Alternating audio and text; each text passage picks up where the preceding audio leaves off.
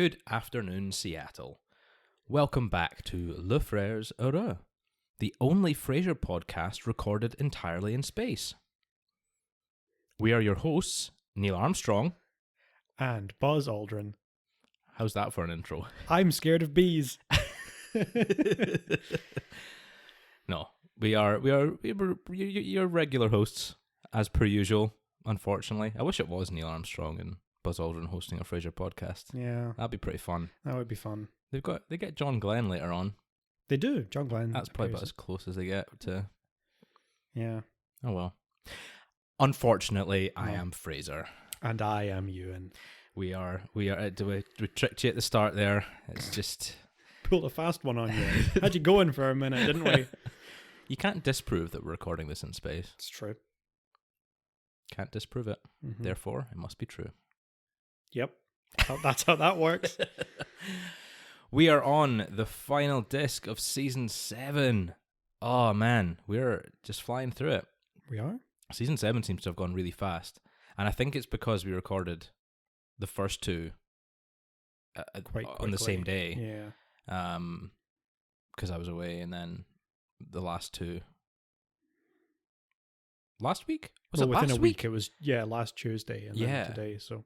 I think today is Sunday. God. So we're within a week recording 2 episodes. We're all go. All go. And we've got a bonus episode to go as well. Bonus episodes, yeah. The work never stops.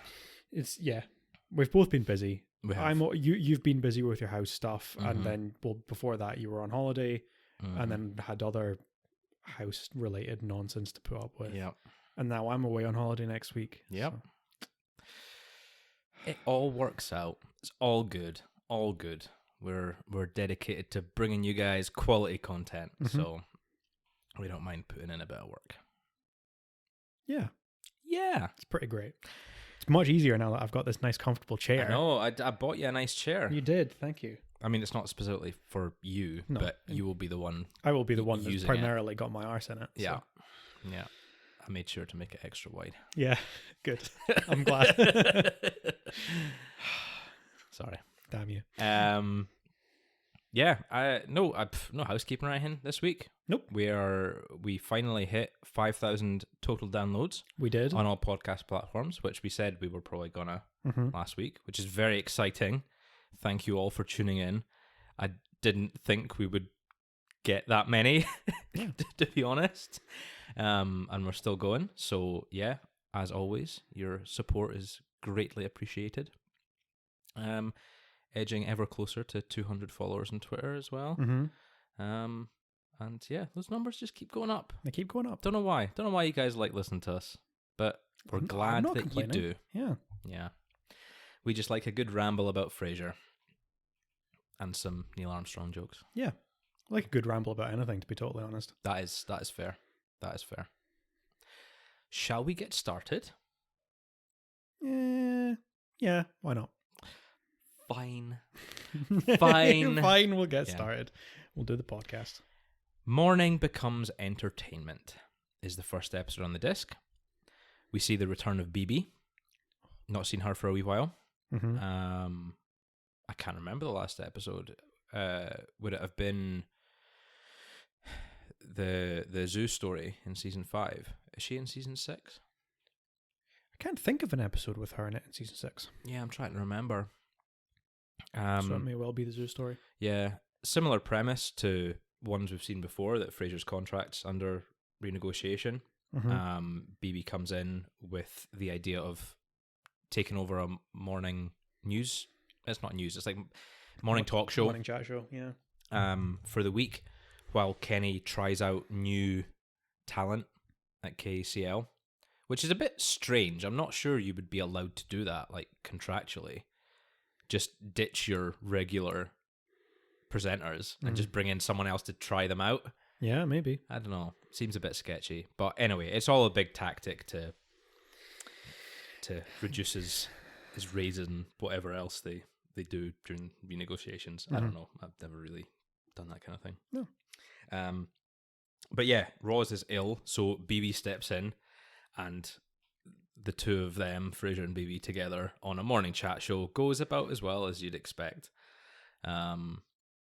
Which is to say, it goes amazingly.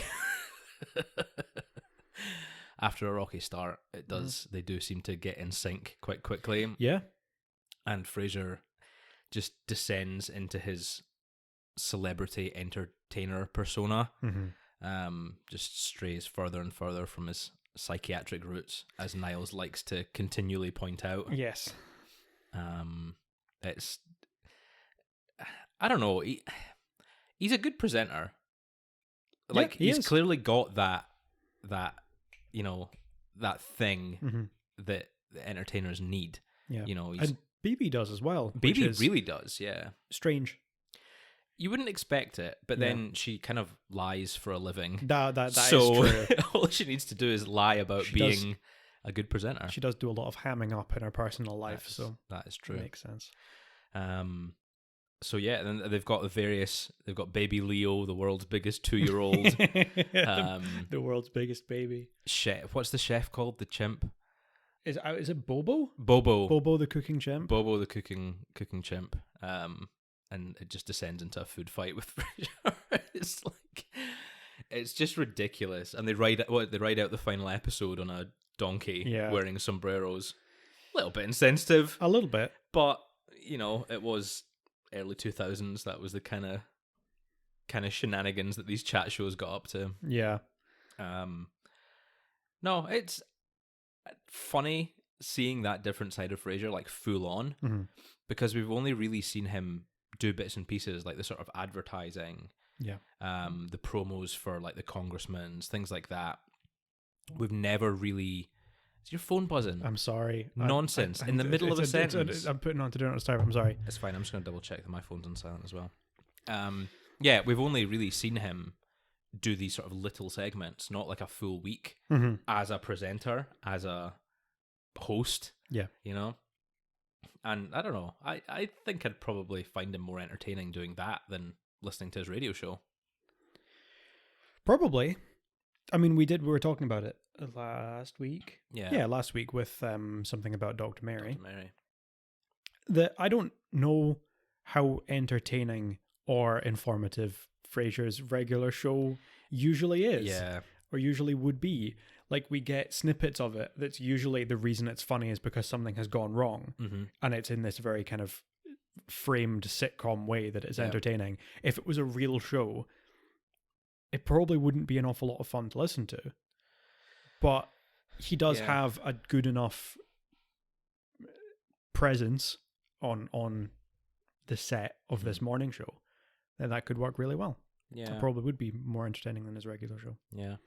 But sadly, they do not continue. Nope. Frasier gets his renegotiation, and Niles steps in as the voice of reason and convinces him to at least stay somewhat true to being a psychiatrist, rather than descending completely into entertainer. And I don't know. I see where he's coming from, but at that point in his career, like, he's clearly had the taste for being a presenter. Yeah. If that's what he wanted to shift his career into. Yeah. No, I don't think it's necessarily a betrayal or anything. I kept thinking about how this is kind of similar to Selling Out. Yeah. The first episode with BB, when we start to explore Frasier going into advertising and stuff like that.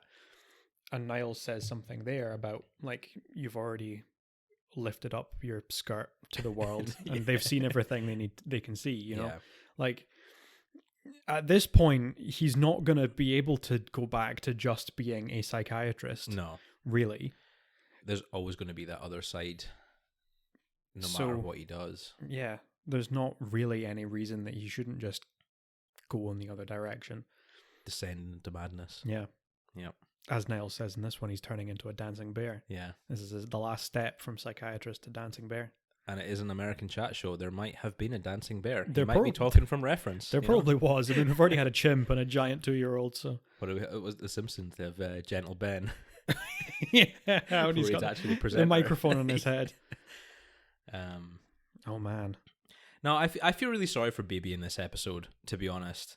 at the end when she is still, even when Niles is trying to convince Frasier to go back to the radio show, BB's still trying to convince him to stay on the morning show, and she's getting quite upset at the fact that she really enjoyed it. Yeah.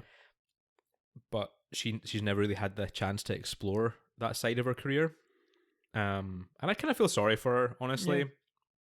Because, Frasier can go back. He can just carry on with his normal show. But BB's clearly really enjoyed it, and she can't do it herself. She needs someone like Frasier at her side to do it. Yeah. So, poor BB. Yeah. How did you rank this episode? So it's a bit of a mix for me, because I don't think the premise is necessarily that interesting.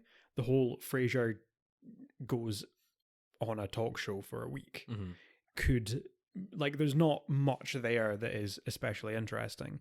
But when you tie that in with getting BB in, who's always a very strong character and always makes an episode better, and then the whole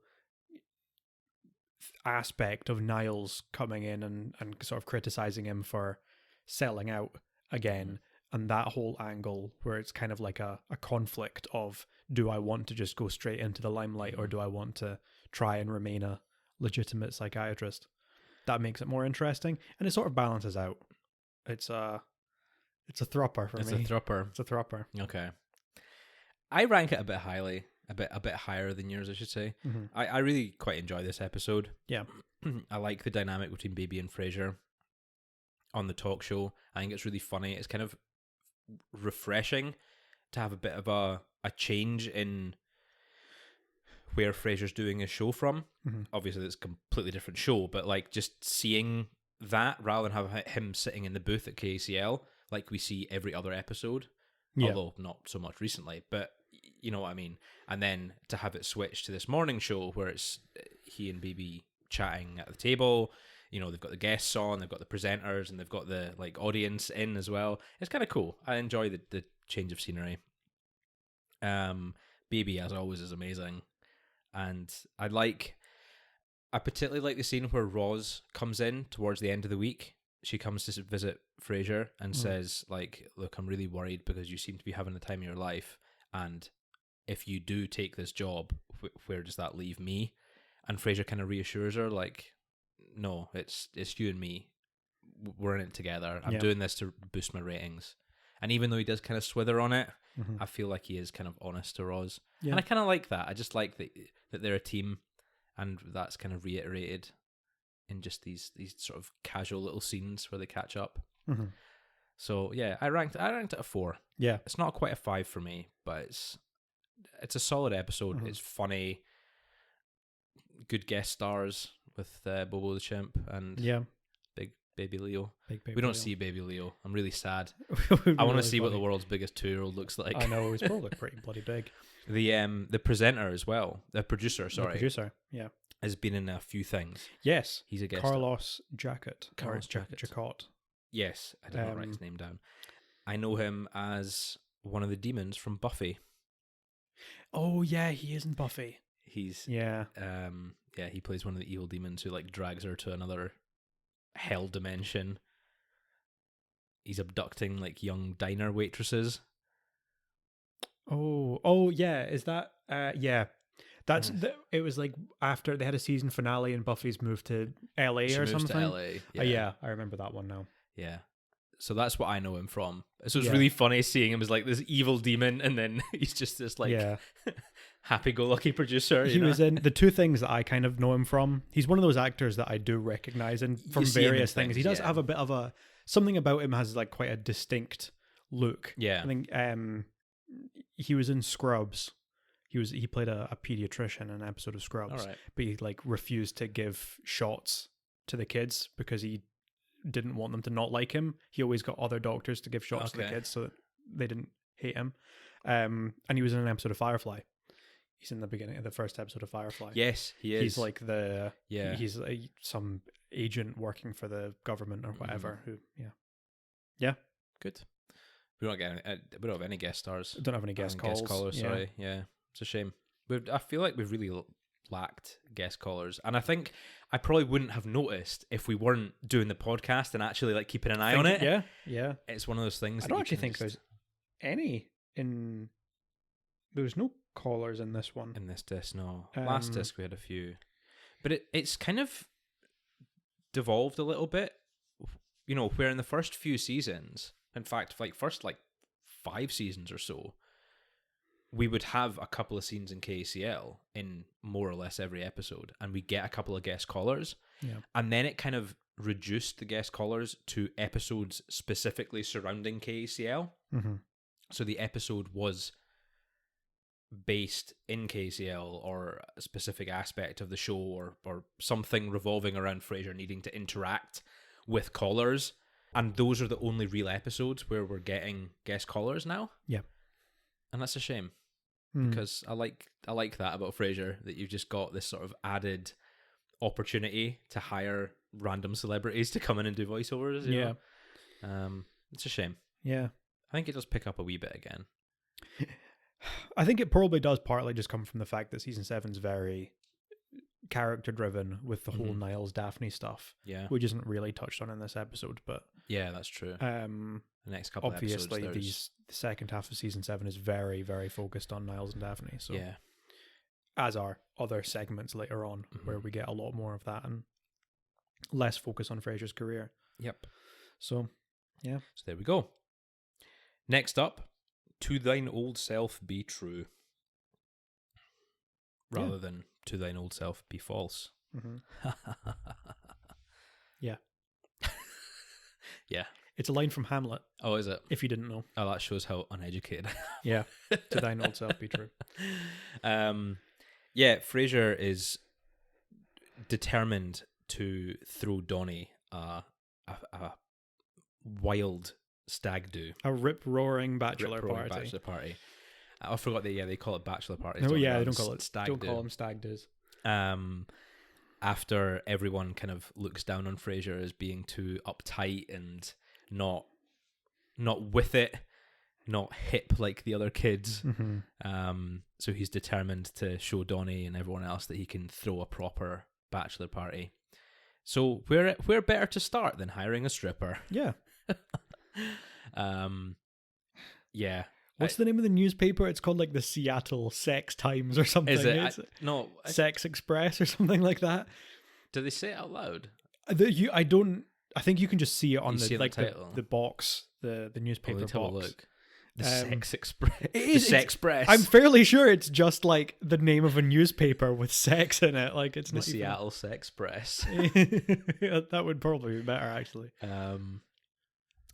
Yeah, it's all. There's a lot of like intertwining plots in this episode. I kind of don't want to go into detail in all of them because I'll just get confused and trip over myself.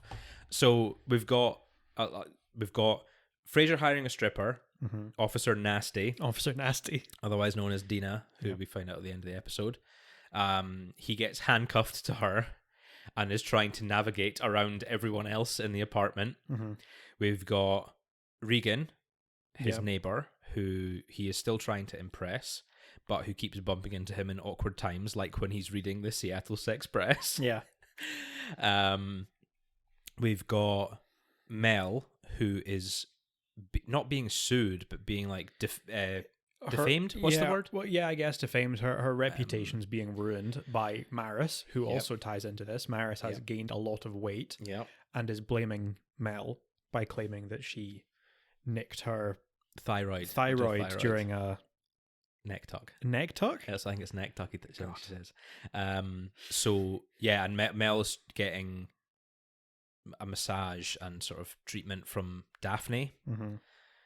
Oh, well, Daphne's not feeling well, which just kind of adds to the whole like selfish Mel. Yeah. Melfish. Nah, that doesn't really work as well. It's not as good as Sex Press. Yeah. Which is like another plot point. Daphne obviously having eyes for Niles now, and she's kind of butting heads with Mel while doing the massage and everything. And yeah, we've got the Maris gaining weight plotline as well. So there's so much stuff going on in this episode. It's kind of, it does work, but it's really difficult to track, especially as I'm talking about it now. It's like, and then this happened, and then it ties into that, and it's like, yeah, you kind of have to watch it. Yeah, that's part of the reason that I'm not really big on this episode, is that it feels very cluttered to me. Yeah, no, it does. There have been episodes before where there are kind of multiple storylines going on at once, or like lots of people thinking different things and wanting different things, but then it all ties into like a farce. Something like the ski lodge, it's a bit complicated with them, everyone kind of fancying each other, going in different directions and nothing quite lining up. And it's sort of like that, but just it doesn't really have a payoff. It's just kind of complicated and everything sort of lumped in together. It's also with things like the ski lodge, you've got all the characters and all the plots are kind of introduced in that episode, with the exception maybe of Niles fancying Daphne. But even then, that's kind of reiterated in the episode. Yeah. Whereas in this episode, we need to know that Mel is Maris's plastic surgeon. We need to know that Regan's been visiting Frasier's got eyes for his neighbour. We need to know that Daphne's now knows about Niles and kind of fancies him back. There's all kind of these things that aren't really reiterated as part of the plot. They kind of are, but it feels very forced. It feels like they're trying to do too much in this episode. And as you say, there is quite a lack of payoff. Yeah, I guess it all kind of just ends. Like Frasier gives up on the bachelor party. He gives up on Regan as well, and just kind of says we have to accept that we'll never be together. And that's the last we see of her. It's like, I do find it kind of funny how he's like, we have to accept that this isn't going to happen. Yeah. And Regan's like, yeah, this was never going to happen. Like, she's been in, this is the third episode been in. Yeah. Or the third episode that we've kind of, I think this is maybe only the second time that she's actually appeared in person. But, yeah, like it's always been kind of one-sided. So Frasier fancying her. Yeah. And then, we've got he and Dina, the stripper, go off on a date, which again doesn't go anywhere. No. It's kind of, they seem to go away and have a nice time, and he tells her that I know what you're thinking, and it's not. It's not. Yeah. Yeah. They have a nice time, and he sort of comes back and speaks to Martin, and he's saying like, she's a more, complex person than just a stripper. She's stripping to get herself through grad school. I can't remember, try to think what degree it was she was doing, but yeah, to go through grad school. She has all these relationships with her parents, and it's kind of interesting and kind of refreshing that not only was she willing to go on a date with him, but that he was kind of impressed with her. Yeah. I don't know. It felt very just kind of mature. Yeah. Of him to, even though she is quite a bit younger than he is. Yeah. But then that doesn't go anywhere. Frasier's usually very superficial. It's either I'm interested in someone for their personality, or I'm interested in someone because they are hot. Yeah. And this is like, you don't even see him kind of lusting after her as a stripper, and then suddenly goes, oh, turns out she's actually more complicated. Well, I guess he does sort of, but it's more that he doesn't even show any interest in her at all until she says, oh, I would be interested in going on a date with you. And then they go on a date, and then he goes, oh, I'm actually interested in her for her personality. Yeah. And it's like, well, yeah, good for you, but like, yeah. Yeah, I don't know. It's, as you say, bit of a lack of payoff. But some of the plot points are good fun, I think. I ranked it kind of middle of the road. I don't know if I should lean into the use of thropper or not, or try and avoid it. We don't have to use it too often. But yeah, I give it a 3-cupper because it's individually little scenes are good fun, and I think that's enough to kind of bring it up. If you kind of ignore the fact that it's all these plot points are very complicated and difficult to keep track of and everything. Yeah. I really like the scene when Niles comes into Cafe Nervosa, bumps into Frasier and Roz, and he kind of says, come here, look over the window. See that woman at the deli across the road? She's just finished I can't remember what it is he says. She's finished a salami and she's about to go back in and get a third one. And Frasier and Roz are both like disgusted by him. They're kind of like, why are you bringing us over here to laugh at some overweight woman? That's awful. That's so horrible. And then it's like, I can't remember what it is Roz says. She just says like, "Oh, that's disgusting," and Niles turns around and is like, "That's Maris," and they both run back to the window. What? Yeah. Yeah. Oh, yes. He just took the big salami out of the window. Yeah. Yeah. I kind of like that. Yeah, I like that because it's at least kind of showing a little bit of a level of maturity towards these.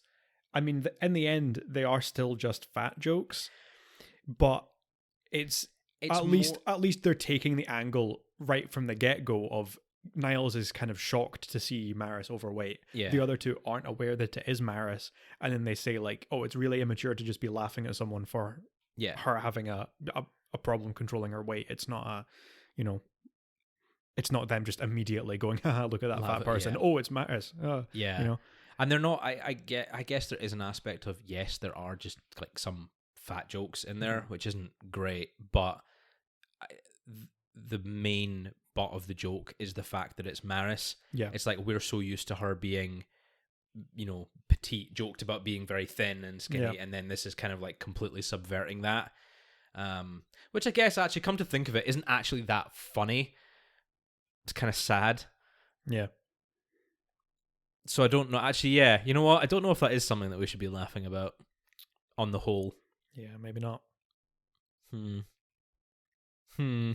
didn't realize until I said it out loud and was like, no, she's probably having like a mental crisis. Oh, absolutely. That's probably not funny. Yeah, this isn't. Yeah, well, I mean, yeah. I think we did mention in Good Grief that like that's very, very common for someone being really depressed, gaining a lot of weight. Yeah. Unfortunately, it happens. Yep. And it does always kind of make it really sad to make like fat jokes. It is, yeah. I mean, not that they're great to be making at any time, but yeah. Okay. Well, what did you give it? So I give it a 2. It just doesn't feel especially interesting. There's like a few jokes in it that are still entertaining, but not hugely. I think a lot of the humor is a little bit more kind of lowbrow in this one compared to a lot of other episodes. I mean, there's a joke of, Martin he's reading the sexy Times, the sex press, while talking to Frasier, and he keeps accidentally saying boobs or butts or whatever, like while he's talking, and it's like, that's not really very funny, is it? It's like, I mean, I don't know. It's like, I think partly kind of the delivery, and like Martin kind of introduces being sort of kind of cranky and grumpy and a bit definitely not snooty in the way that Frasier is, but certainly more old-fashioned and wouldn't really use language like that. Just saying, it's absolutely none of your boobs. It's funny, but at the same time, like, he's just saying a kind of dirty word, and that's it. Get to giggle out of me. Yeah. I think I'm just more lowbrow than you. Fair enough. Okay. I need to remind myself what the next episode is actually called. Yes. 3 Faces of Frasier. Here's another episode that I remember watching on TV. Yeah. It's one that always sticks out as me having seen quite a number of times. Because it always seemed to be the one that I would just come across when I'm watching Frasier in the morning, or when it was on reruns in the evening or whatever. It's a shame because I don't really like it that much. Yeah, it's not great. So Frasier, there's a local restaurant, and the name has completely escaped me. Stefano's. Run by Stefano. And it was a restaurant that the Crane boys all used to go to when they were younger, and they had like portraits on the wall. It's a joke that they make in a lot of like American sitcoms, these restaurants in America. So I presume it is a thing. Yeah. Where all like the celebrity faces who have eaten there are on the wall. And Frasier's obviously excluded from that list because no one really cares about him. But he's finally being unveiled at the restaurant. Stefano's done a lovely caricature of him. Yeah. And Frasier kind of has a bit of a meltdown because he doesn't believe the character looks like him. one, that's the whole point. And two, I don't know what two was. Just that. It does look like him. Two, It absolutely does look like it kind of does. He's got a big forehead. Yeah. Of course he's got a big forehead. But the whole point is like these exaggerated features. All the pictures you see on the wall have them. And I don't know, he gets really wound up about it in classic Frasier fashion. And the whole episode is about him trying to like replace the picture on the wall. Yeah. Hence the three faces of Frasier. So the first replacement, he convinces Stefano to redraw it. And does this like very,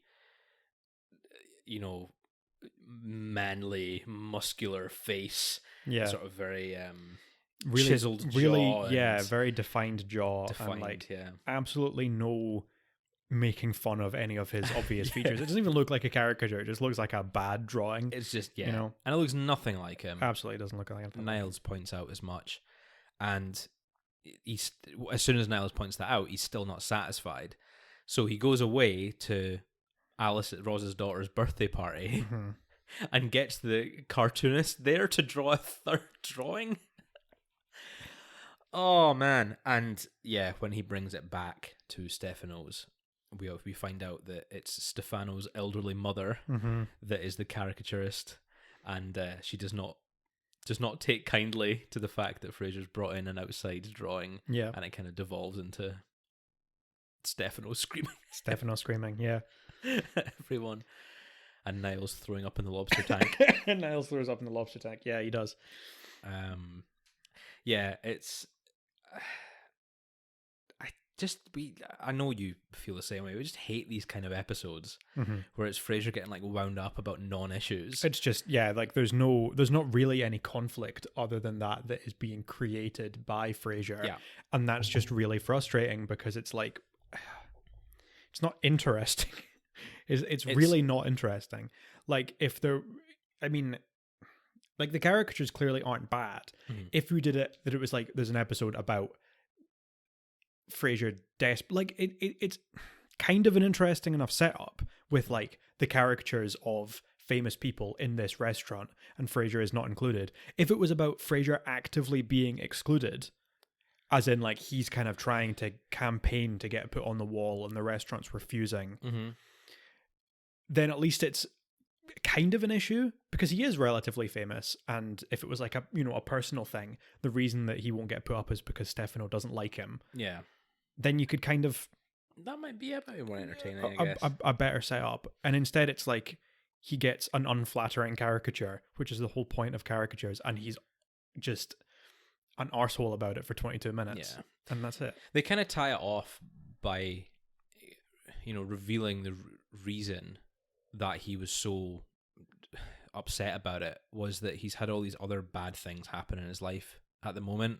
Like his ratings are going down. Yeah. He's just come out of another relationship, not the stripper from the previous episode, unfortunately, because that would have been at least a bit of like that would have made far too much sense. Oh well, yeah, exactly. It's just some other woman that he's been seeing.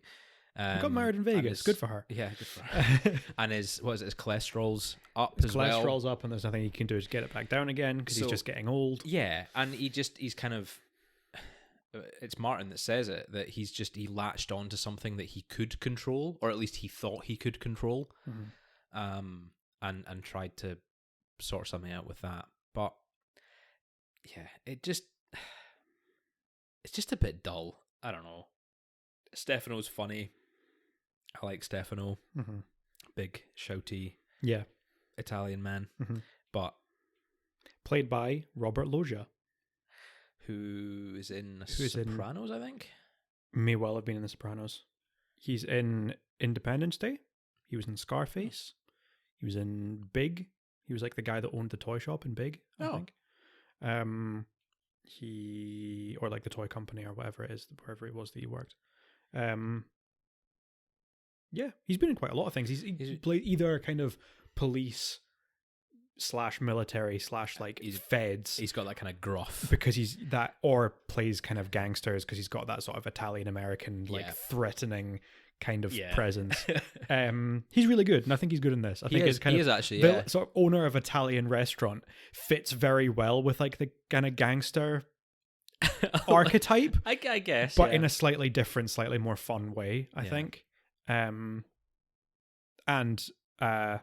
Mama, his mother, is played by Lillian Chauvin, who was in The X-Files. She was in an episode of The X-Files. Oh. She was in Predator 2, apparently. Oh, Predator in New York. Yeah. She was in Friends. She played Joey's grandmother in Friends. All right. She did kind of a lot of like playing Italian grandmothers. Okay, yeah.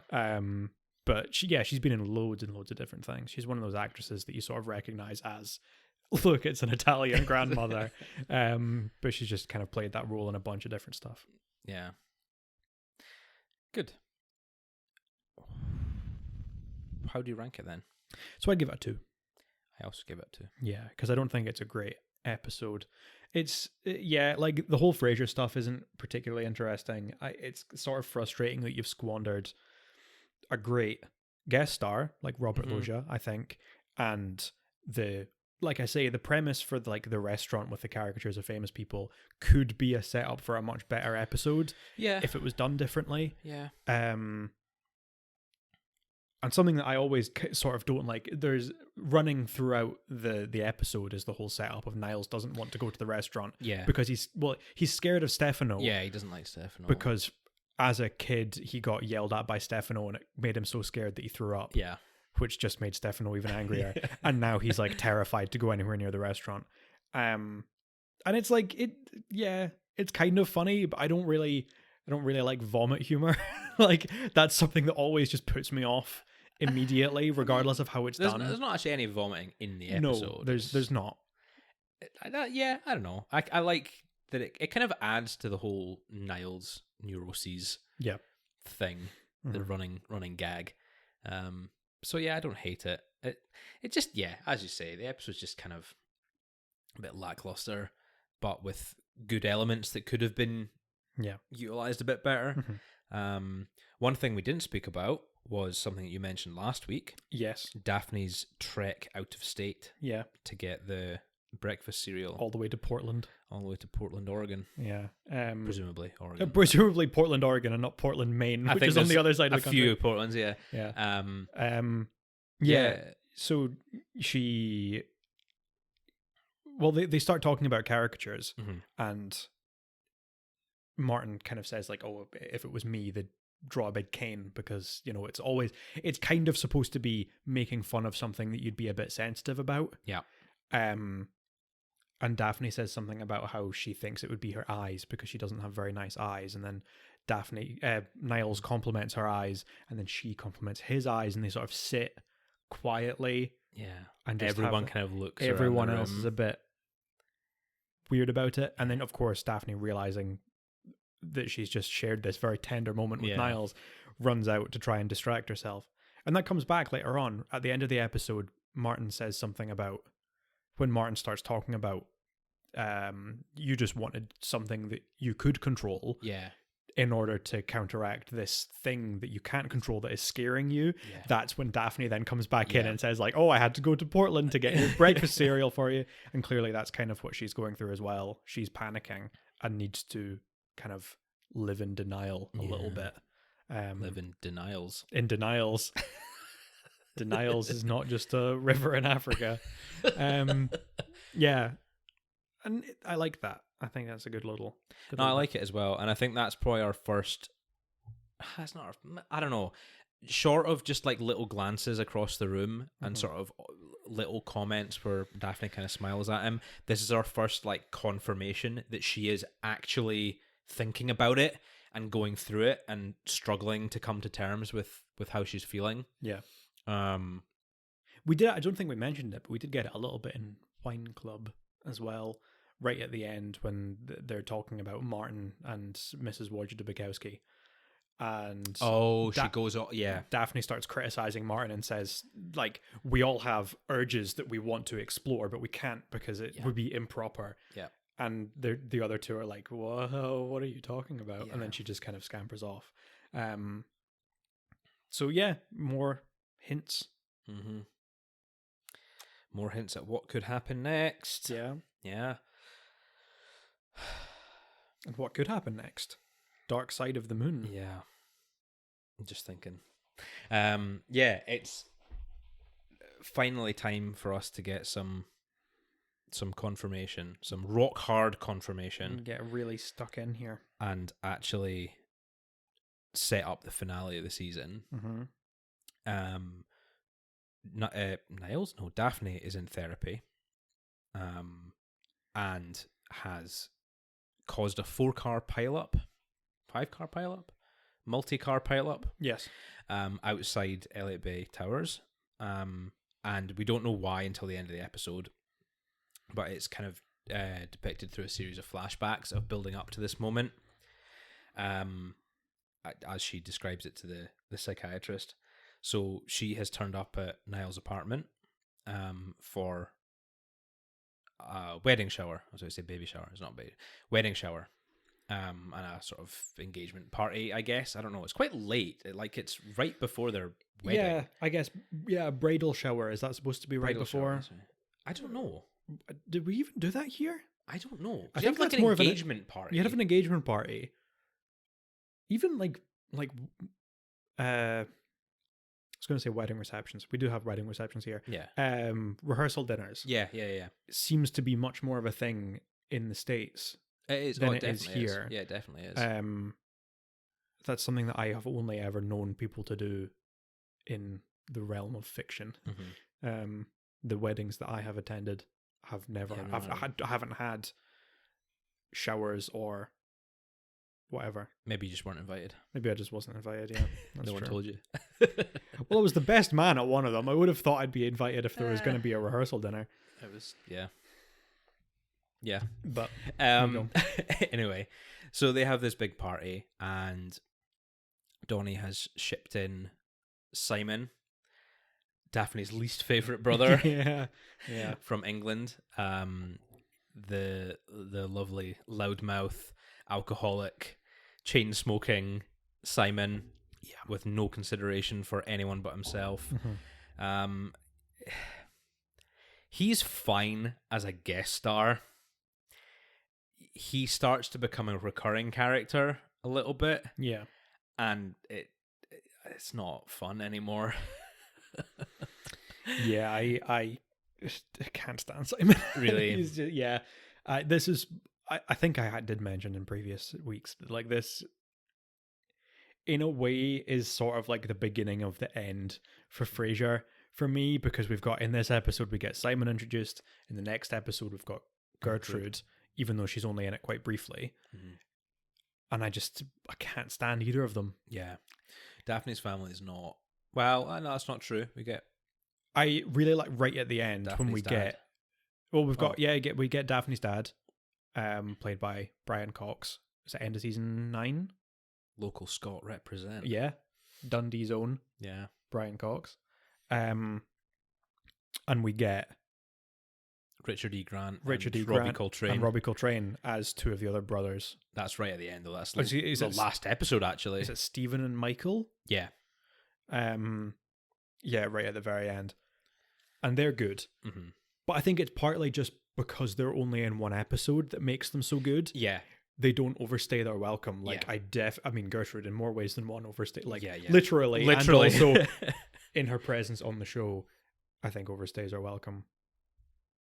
Although, and I was saying this, I clarify anytime I talk about how much I don't like a character. This is absolutely not a comment on Anthony LaPaglia, who plays Simon, or Millicent Martin, who plays Gertrude Moon. They both nail the roles. They're perfect. Yeah. They're fantastic. It took me so long to realize that Anthony LaPaglia isn't English. He's Australian. Is he Australian? And he does a very convincing, like, obnoxious Englishman, like, to be totally honest. I think his accent's probably more convincing than Daphne's sometimes. I don't know. I was going to say I wasn't a big fan of his accent. No, to be honest. Yeah, he kind of mumbles a lot, so it's difficult to to muck it up too badly. Although it is quite funny seeing that presumably they're from, well, they say they're from Manchester. Yeah, but then Daphne Jane Leaves does a sort of generic North of England accent, in spite of the fact that she is from London. And then when Simon and Gertrude come in, they're doing London accents, despite being from wherever. Actually, I'm not sure where Millicent Martin's from. I don't know. But yeah, I find it quite funny that it kind of sort of bounces around. Yeah. Yeah, we're talking about how much we don't like Simon. He gets introduced and he is a great guest star, Anthony LaPaglia, but the character of Simon, just as you say, if it had been a one-off guest appearance, it would kind of be bearable and funny, but the fact that he carries on for quite a few episodes, it's just just get fed up with him very quickly. But yeah, that winds up Daphne a bit. Least favorite brother encroaching on her space. She spills wine on her dress. And then she's struggling at home with Frasier being all uppity. Everyone asking her to do things for her. Yeah. Simon inviting people around to the house and her having to like take care of him and stop him from like making stealing Frasier's wardrobe, I guess. Yeah. And it's just winding her up even more. She finally gets a night to herself where she's sitting down in Martin's chair. She's got her there's lip wax on, and all like her spot cream and her hair all tied up and dressing gown. Quite a sight to behold. Yeah. And then Simon brings people home. Frasier's got a cold, so he's demanding like Daphne make her tea and everything. And then Donnie shows up with his parents to come and meet Daphne. Poor Daphne. And the final straw is when one of her neighbours, who had previously pulled out Daphne's wet laundry and like ruined the dress, wasn't it? Yeah, ruined the dress. Ruined her favourite dress. Comes up and like demands an apology from Daphne. So Daphne takes her laundry basket, throws half of it in the fireplace and then half of it out the window. Yeah. Thus causing the pile up. The pile up. And I quite like how it's done and how she explains it back and everything. And you can see, the psychiatrist kind of sets up saying that she's got anger management problems. And she's kind of trying to convince the psychiatrist, like, I don't. It was just a really bad week. And I think that's portrayed really well throughout the episode. Like, that would drive anyone mad. Oh, absolutely. Without a doubt. And there wasn't any, like, malicious intent in throwing the... Well, I mean, there was towards the person with the laundry. Yeah. But she wasn't trying to cause a pile-up. Yeah. So I think that's portrayed really well. And then the final scene sort of ties in why Daphne was round at Niles in her favourite dress. The psychiatrist asks, I thought you said it was a surprise bridal shower. She's like, yeah, but you showed up in your favourite dress to Niles' house. She was like, yeah, what's your point? It's like, well, what did you expect was going to happen? And they cut back to before the surprise bridal shower, and it's like Daphne and Niles talking, and Daphne's getting quite excited at the thought of Niles inviting her around to talk about something secret, or he says it's to make sticky toffee pudding. Yeah. But there's a secret reason, and she figures out, and he admits, oh, there's actually another reason I invited you around, and it all kind of builds up, and the very final shot is the psychiatrist saying, I think it's about time you called him Niles rather than Dr. Crane. And it's really quite... It's very well done. It's very tense as well, because you're kind of like, oh my God, what's going to happen? I mean, we've seen it, so we know what's going to happen. We know what's going to happen. Yeah, but I always feel that way with these episodes. It's one of the reasons that I enjoy them so much, just because I get that every time. You're kind of like, well, the next episode is about the wedding. What the hell's going to happen? Like, what's she going to do? It's all building up. And Niles doesn't even know yet.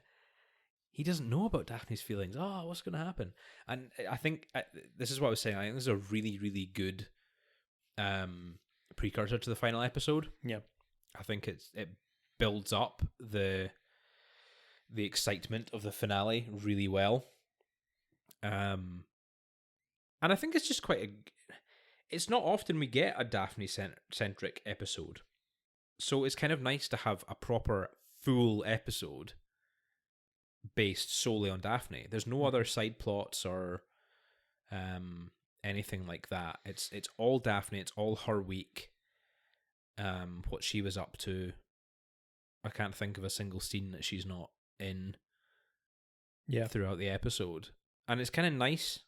It's just a bit of a change because we don't get it a lot, and especially now where we are in the plot, in the overarching plot of she and Niles. It's kind of nice to get that and get a bit of direct perspective on it. Yeah, absolutely. Yeah. How do you think it holds up? I'm not really a fan of this one. No, to be honest, especially compared to the actual finale, the final two-parter that we're getting to. Yeah, because it's just, I don't know. I do like how well they portray Daphne having this bad week that's just progressively getting worse, and she's kind of losing her handle on it because she's so desperately trying to keep in control of everything, especially with the fact that she's starting to have to deny all of these feelings that she's feeling for Niles, and how she's sort of losing her grip gradually. And I like how that's done, but also it's not especially entertaining just watching her have a terrible time. With Simon and Simon, his pals, and then Martin and Frasier also getting in on it, being pretty rude, demanding their very keys demanding, and their beers and everything. to Daphne, and just like having no consideration for how she's feeling. And Donnie as well. He says you're going to be meeting my parents tomorrow, and then showing up that night. Well, he does say he seems very apologetic. They were very insistent. They were very insistent on coming over, but no, so yeah, it's a 2 for me. Only a 2. Yeah. Okay. I was quite a bit more generous. I quite like this episode. I gave it a 4. Yeah, fair enough. I think it is just the fact that it's a bit refreshing to have Daphne at the Daphne front and center, and the way that the episode's done with the flashbacks. I'm not a huge fan of those kind of episodes, but I think it fits really well here, and the input of the psychiatrist as well is so important, especially just to the plot. Yeah. But even throughout, I just kind of like her input. She's a great guest star, and I have not noted down any of the guest stars. If you have it, S. Ipatha Markerson. Yes, is the actress who I would have thought you would recognize. I do recognize. She's in Chicago Med. Yeah, and one of the other Chicago. All of the other ones. All of the other ones she's appeared in. Yeah, various, and Law and Order. I love a Dick Wolf show. Yeah, and also Terminator 2. Wait, no, it wasn't Terminator 2. It wasn't. That was Predator 2. But she's in Terminator 2. Okay. She's the wife of the like Skynet scientist that gets. What's his name? I can't remember. No, it's been so long since I've seen Terminator 2. Yeah. But yeah. Yeah. No, she's great. She's such a great guest star and great actor in general. I love the little joke that she makes. That I can't remember. Daphne says something about like, don't your family drive you mad? Yeah. And she says like, oh well, they probably would if I still talk to any of them. She does this like little laugh. She laughs and Daphne doesn't laugh with her, and she kind of goes, anyway, moving on. Which is funny. I think it's quite charming. Yeah, no, I quite like it. I specifically like I couldn't remember the joke. That's really bad. Yeah. I just have this memory of like enjoying that scene, and then I was like, wait, I don't remember that scene. What it is that she actually says. What she said. Yeah. It's been a long day, right? But yeah, no, I really like that moment just of Daphne like not registering that it's a joke. But no, she's great, and the episode itself is pretty enjoyable and a pretty good build up to the finale.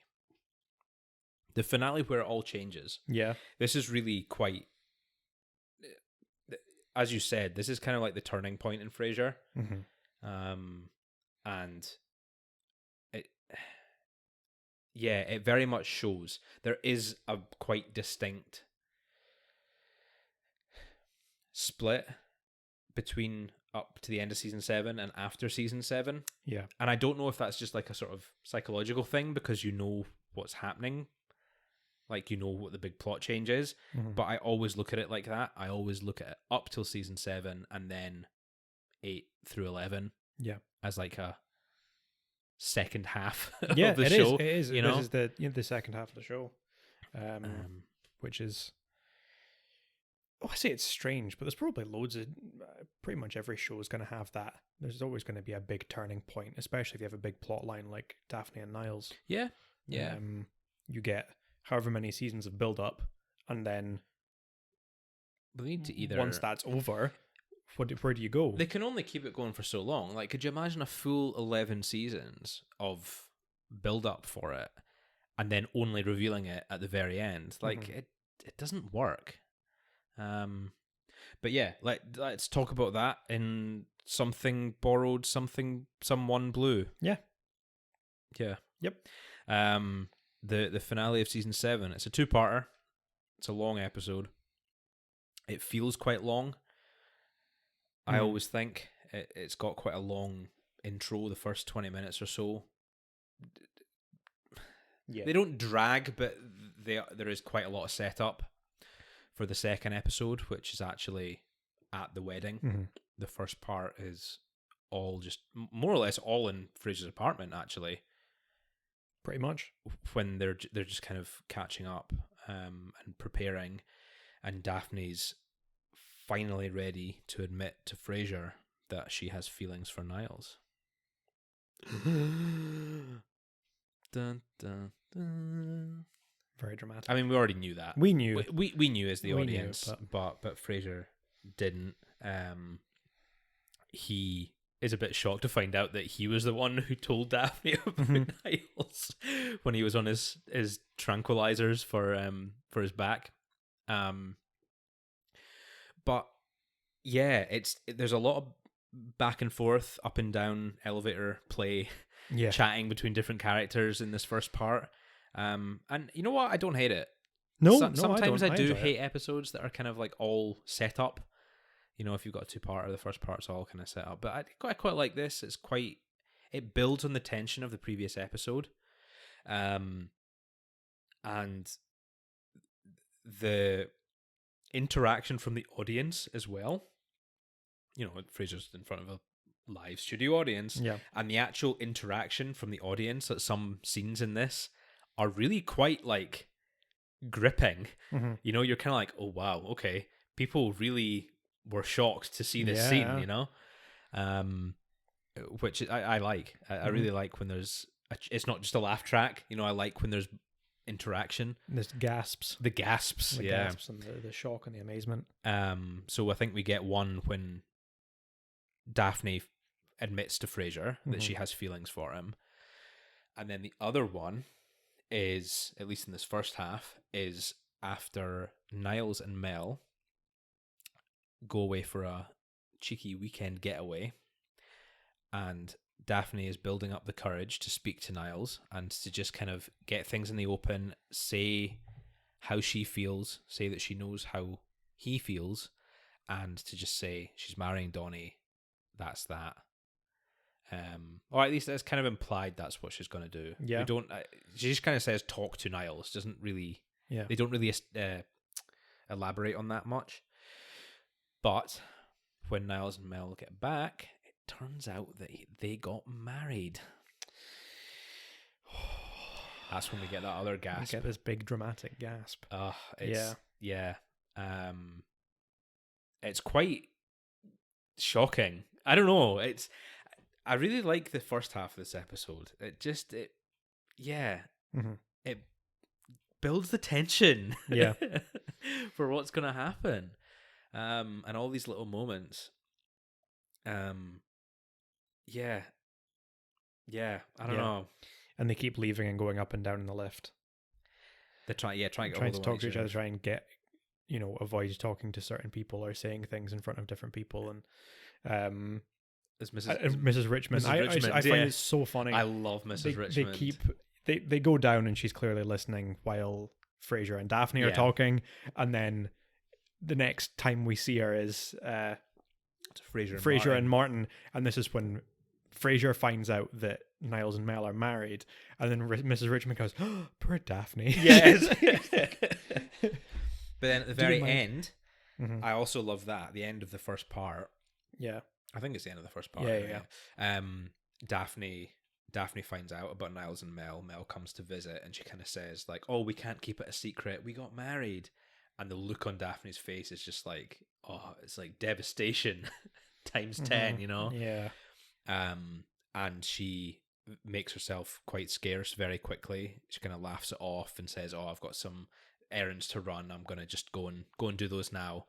Gets outside and just has a breakdown, starts crying. The elevator's doors open and Mrs. Richmond like opens her arms and brings her to a hug because she knows what's going on. I really like that. I think it's really sweet. Yeah, and that's the end of the first part. It's all this. It's not farcical. We need to draw a line somewhere on what we determine as a farce and what isn't. I don't know. To be honest, I don't even know if we're using the word correctly. I just keep calling things farces. No idea.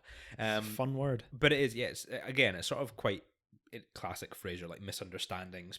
Some people know half of the story, the other people know the other half, and it's all this kind of back and forth, crisscross between everyone. And that kind of ties it off. And then the second part, we cut to the wedding. And it's the day of, or night before, sorry. Day of the rehearsal dinner. And everyone's gathering at this nice lakeside country house.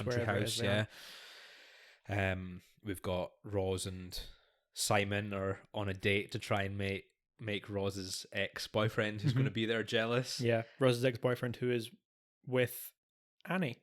Yes. We don't see her again, but Annie from the ski lodge. Yeah, one of Daphne's bridesmaids. We've got Frasier who turns up dateless, as usual, and Martin who's kind of he's observing, he's watching everyone, and he sees all. He knows more than he lets on. And then, of course, Niles and Mel show up, keeping everything hush-hush. And they go and they have a little dance in the evening, Niles and Daphne and Mel and Donnie. And it's heartbreaking. It is. It's very sad. All the time, Frasier's kind of watching, and he speaks to Martin about it as well. And he's kind of like, I need to talk to them. I need to say something to them. And Martin's like, you can't. Like, they're all happy and oblivious, and you're going to ruin it all. Keep your big bazoo shut. Yeah. So what does he do? He opens his bazoo. Of course he does. He goes and tells Niles. And then we get another gasp. We get another big dramatic gasp. Big gasp from the audience when Niles finds out that Daphne does have feelings for him. And this moves to the second part of the episode that takes place all up in the hotel room. Well, it's not a hotel, like the bedroom. Niles and Daphne having their little chat. She comes in and they discuss it, and they finally admit everything. Yeah. And they're open, and we're kind of, I don't know about you, I still get like sort of edge of your seat, kind of this must have been so tense to watch, like, live at the time. Yeah. We've had 7 seasons of build-up. Watching these two, and watching all the jokes and all the, hurt feelings and other relationships. And we're finally getting something. And it's so on the brink of Daphne's wedding day. It's all like, oh, man. It's wild. And it's, Niles admits that, I'll always love you. If you tell me you feel the same, I will divorce Mel and I will spend the rest of my life with you. And you're kind of like, oh my God. I know we're not supposed to like Mel, but it's pretty harsh. Yeah. Yeah. I don't know. I do feel a bit sorry for her in this scene. That goes away It goes next away. season It does. very quickly. Yeah, this is the thing in this disc. I did say last week with Wine Club, this is when Mel's introduced, and we're kind of supposed to not like her. People don't like her pretty much immediately, and the audience is supposed to find her very annoying as well. And watching back and watching Wine Club, I don't necessarily think she's as bad as we're supposed to believe. But then in this disc, there's a lot of subtle stuff, especially towards Daphne, that absolutely makes me hate her. Really? It's like in To Thine Old Self Be True, she says like, "Oh, I'm feeling very tense. Daphne, can you give me a massage?" And Daphne says like, "Actually, I'm not feeling very well. I was going to go and lie down." And she goes, "Oh, great, you're not doing anything. Go and wash your hands and give me a massage." And I'm like, I would kick her ass if she said that. Like, that would make me so angry. And then there's a joke when she comes in once and says, Frasier says he's going to go and put on some coffee. And Mel says, "Oh, I've been here enough times to know how the coffee's made. Daphne, go and make us some coffee." And she goes like, "Oh, I'm only joking. It was just a joke." And I'm like, I would absolutely kick her ass if she said something like that. I kind of like that joke. I'm not going to lie. I think that's really funny. That always gets a laugh out of me. I would be so angry. That always gets a laugh out of me. Yeah. Because it's so, like... It's a dig at everyone. Mm-hmm. It's a dig at, like, Frasier and Daphne and I don't know. It feels very... She's very on the level with everyone when she makes that joke. So I don't know. I really like it. Oh, no. But in the final episode, I think she's... she's portrayed very loving towards Niles and not particularly cruel or mean or rude to anyone. The two of them have gone away and gotten married, and they're talking about moving in together, and they seem very happy. And she's, talking about, what is it he says? Like, "Oh, I'll be late coming into bed." And she says, "Oh, don't worry, you've got the rest of your life to make it up to me." It, like, kind of little loving things like that. And I don't know, she comes off very well. So it does make you feel quite guilty. Well, not you, but like as the audience, you're like, oh, you feel sorry for her, and you know that Niles is feeling guilty in what he's doing. So I don't know. Thankfully, they're interrupted by a barrage of Daphne's family. Everyone's been shipped across the country, across the world even, to come and visit the wedding. And all the brothers got kicked out of the dance hall for... What was it? He threw up in the piano. Someone threw up in the piano. Yeah. So they all barge into the bedroom and raid the minibar. Daphne and Niles step outside, and there's this great little scene of them on the balcony together talking. And Daphne, she finally turns around and she kisses Niles, and it's so like... I think that's the last gasp of the episode. Yeah, it is so nice. And then after that nice moment, she then says, "Can't do it." She kind of starts crying and steps back, and she's like, "No, I can't do this to Donnie. It's just not going to happen."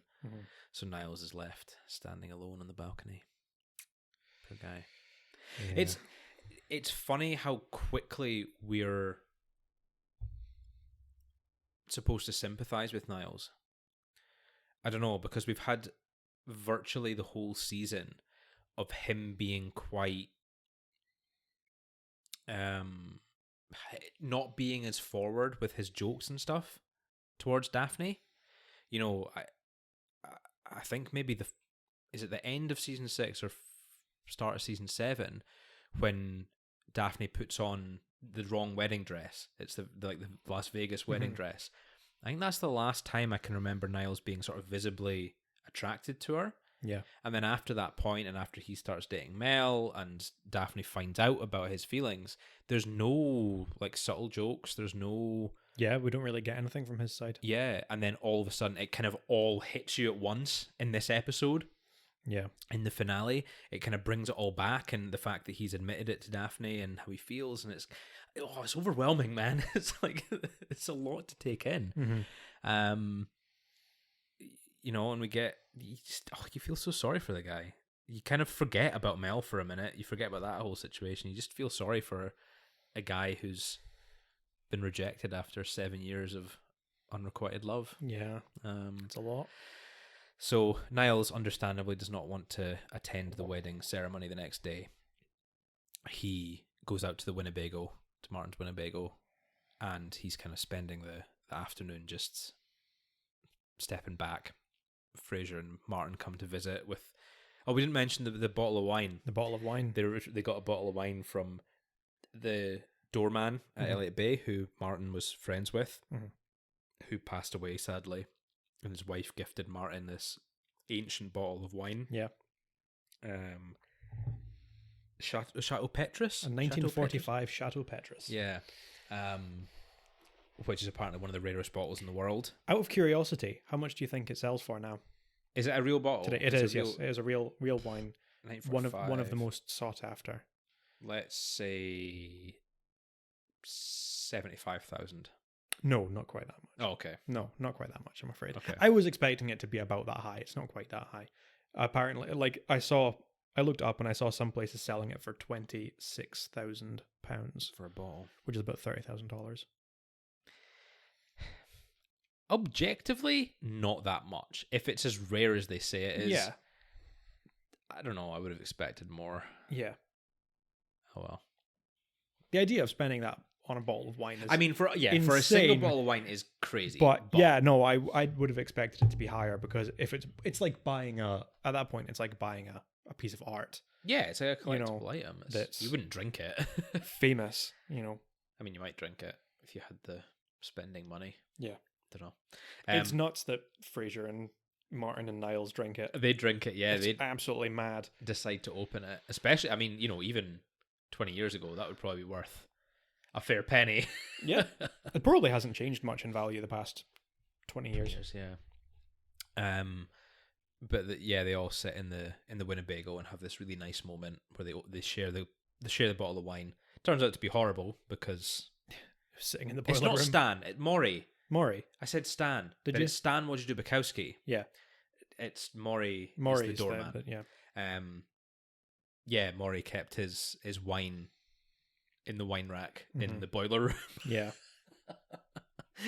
So understandably, the wine was disgusting. What would the heat do to the bottle of wine? I imagine it would turn it into vinegar. Okay. But I think that's more from it being oxidized. So like if the cork was like porous, if the cork was broken and it was letting air in, or if like there was a seal broken, or if the bottle was faulty or whatever, and it got let oxygen in, that would turn it into vinegar. I don't know if heat would necessarily. I don't really know much about wine. No idea. For some reason, in some way, it is spoiled because it's been sitting in the heat. Yeah, it's clearly disgusting, judging by the look on everyone's faces. Mm-hmm. But yeah, Frasier and Martin go back to the wedding. Niles is left alone, and then there's a little knock on the door, and who should it be but Daphne in her wedding gown, making a break for it, and the two of them get strapped in and call each other by their first names, and it's so sweet. Yeah, it's so lovely. They both drive off into the sunset together. And to be perfectly honest, the show could have ended there. It could have. Yeah. They could have tied off some other elements of Frasier's life throughout that season. Mm-hmm. His show, his love life, whatever. And they could have ended the show there, and that would have been a pretty perfect ending. We know it continues, but yes, it is a really lovely final scene. Mm-hmm. It continues immediately after in season 8, which we'll get to. Yep. I'm not going to go into too much detail. We will talk about that when we get to it. But it's just wonderful. It's just a really great final scene. It's just a really... Yeah, it always hits you. It does. It always gets to you. It does. What as it says, I was wondering if you'd like to go on that date. Yeah. Or wondering if you might be free for that date, I think she says. It's just, I don't know. Could you imagine having feelings for someone for 7 years, being rejected the night before, and then having her leave her own wedding. I know. To run away with you. It's got to feel good, man. Mm-hmm.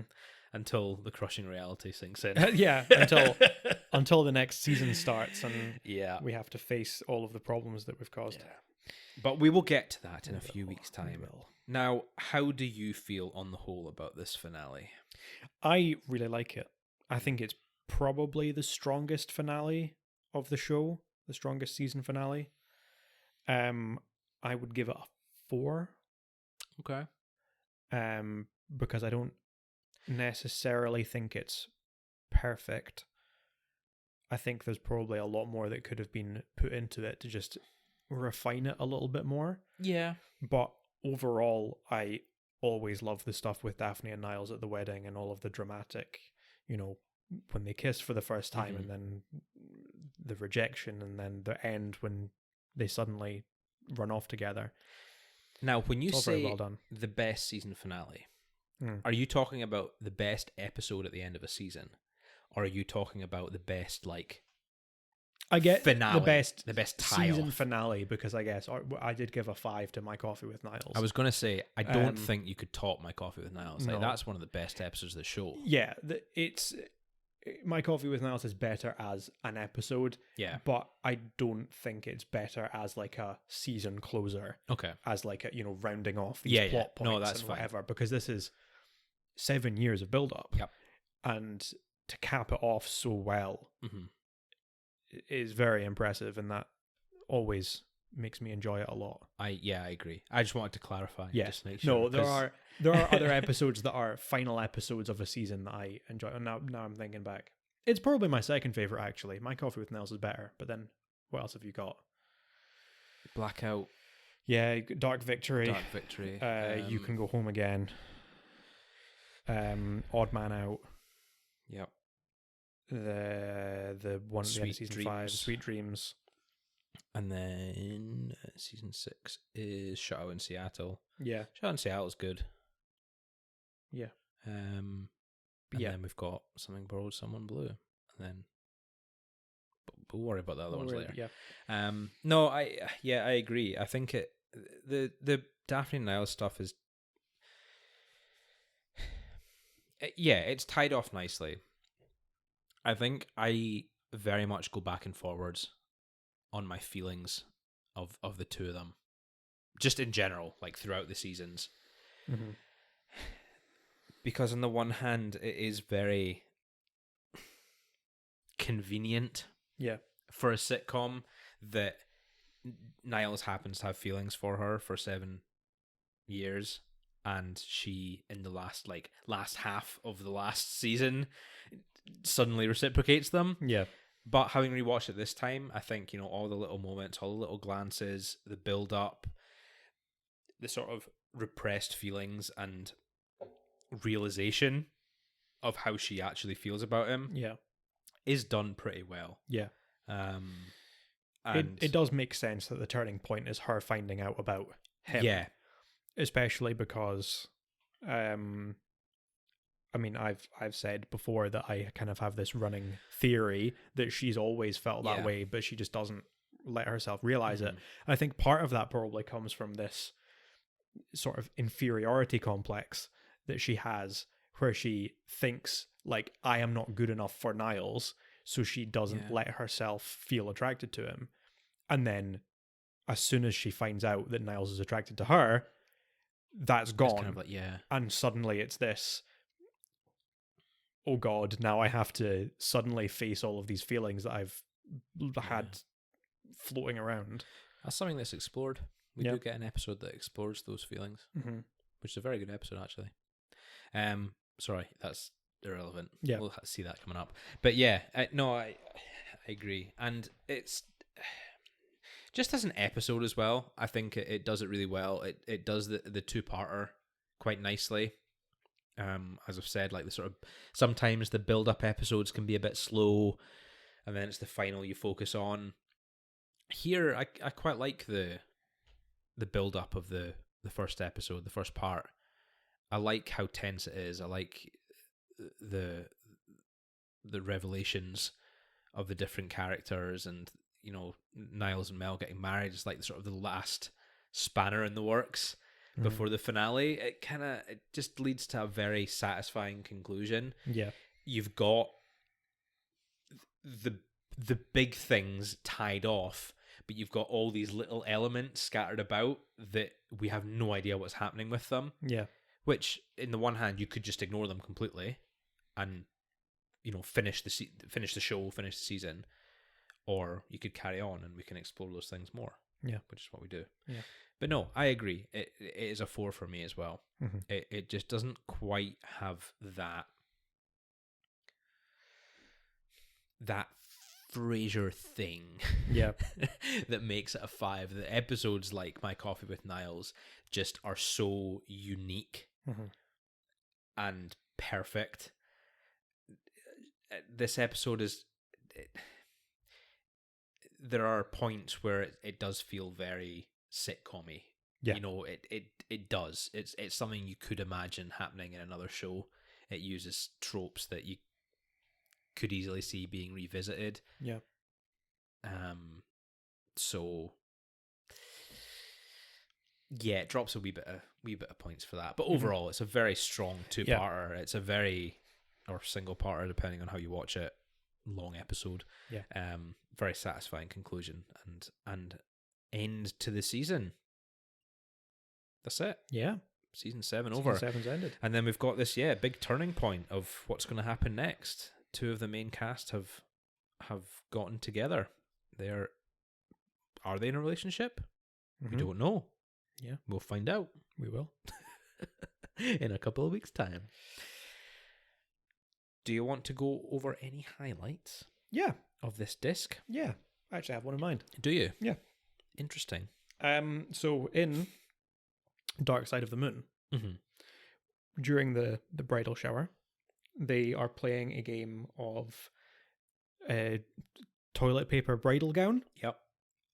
I think, as Dr. McCaskill calls it. I don't know if there's maybe a better name for that, but they're playing a game where they have to make wedding dresses out of toilet paper. Yeah.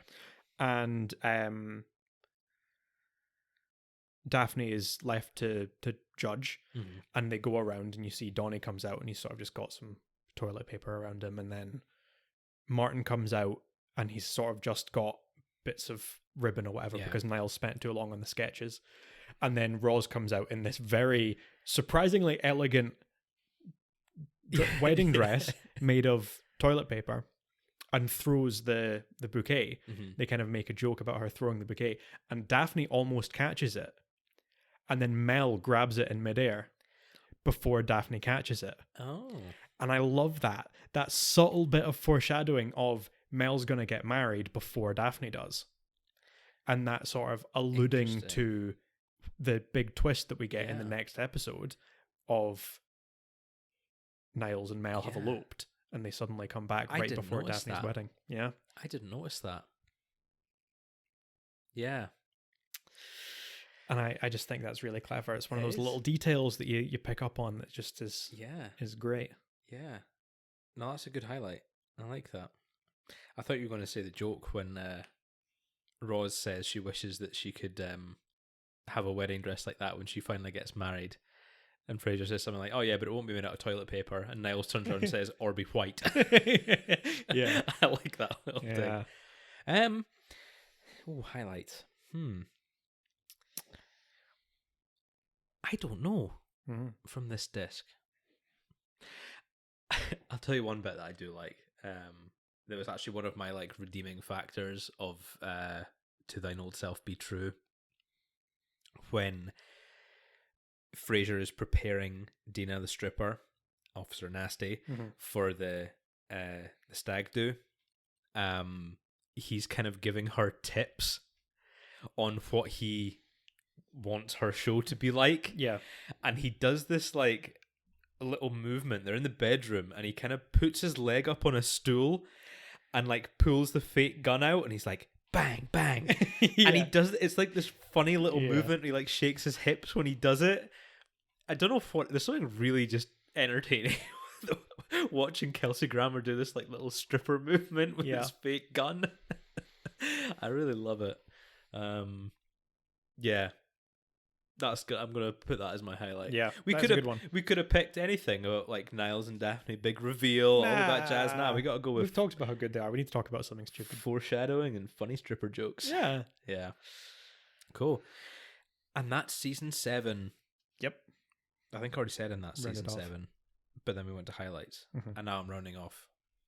Now I'm rounding off season 7 of the podcast. Yeah. There we go. Okay, so justify my Of course. it's a slight slip up. Yeah, we've got a week break as per usual with a cheeky little bonus episode, and then we'll be back with season 8. Exciting. Mm-hmm. Everything changes.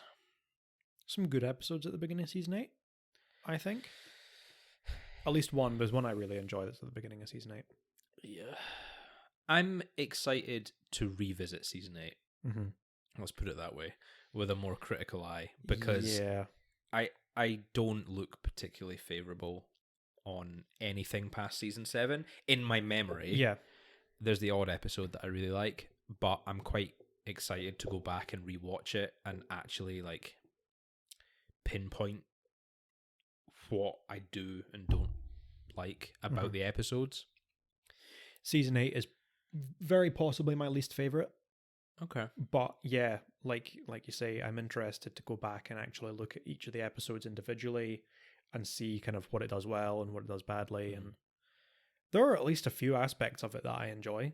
We get a good recurring guest star in Renee Auberjonois as Frasier's old mentor from Harvard. Yeah. He's in a couple of episodes. He's really good. Yeah. Actually, quite a few good guest stars in season 8. Now that I think about it. Yeah, actually, yeah. Victor Garber in the first disc. Mm-hmm. I like Victor Garber. Victor Garber's good. Alan Tudyk as well. Alan Tudyk's in it. Is that season 8? That's big. I thought it was later, but yeah, no, that's a good episode as well. Okay, yeah, maybe season 8 will be not bad. Will be positive. Yeah, let's say that it will, so that it's not scaring viewers away. Yes, it's going to be great. We're going to love it. No, me being like, I hate this episode, is going to be hell listening to this. We're going to be equally entertaining whether we enjoy it or not. That's true. Yeah, that's true. Because we're going to be dunking on it or we're going to be praising it, and either way is good. So, excellent. Right. Thank you for being here. Thank you for having me. Thank you for my new chair. Oh, you're very welcome. It's very comfortable. I hope that it's all right. My butt isn't numb. Good. like it usually is. Sitting on this little wooden kitchen chair usually. Yeah, and to our lovely listeners, thank you. Thank you for listening. Oh, what? No, hold on. No, not yet. You're not thanked yet. Have a great day. Good mental health. And thank you for listening. Yeah. There you go. That's the order it needs to be. That is the order. Oh, God, I need to get better at that. We're on a roll. I think I distracted myself with the Neil Armstrong joke at the start. I think you might have done. Bye, everyone. Bye-bye.